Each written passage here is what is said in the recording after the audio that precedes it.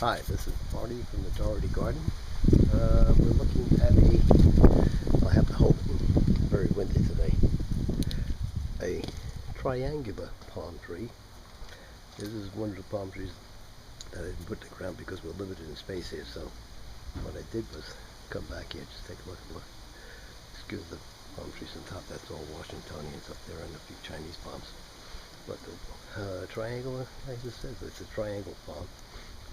I gave one years ago to the lady down the street, and it's in the front of the yard now. It's growing rather pretty. But the uniqueness of the palm is it has a triangular growth pattern. One here, one there, and it goes up. And the more, as it ages, the more triangular the palm will look.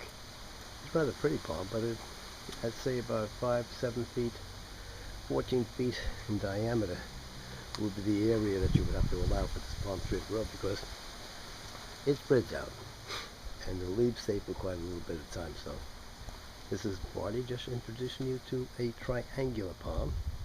I got these seeds years ago, and I have, let's see, 1, 2, and number 3 is back there. It got knocked off in the wind. I had repotted it yesterday, and that's just a Alexander palm, taking a bath and some palm fertilizer before I get to repot it. And just take here, like you say, you can take it even when I go to stage, you can see how it looks like a triangular palm. So get a chance, just stop by and visit us. Any palm questions, I'll see if I can answer it. I'll get an expert to answer it for you. Once again, thank you for stopping at the Dougherty Garden. And we're looking at a triangular palm, and I'll put the scientific name in the description. Thank you. Marty Dougherty at the Dougherty Farm. Let me just take a quick look. That's me, the two-berry man. And here we are, Green Dougherty, the Green Dougherty Park.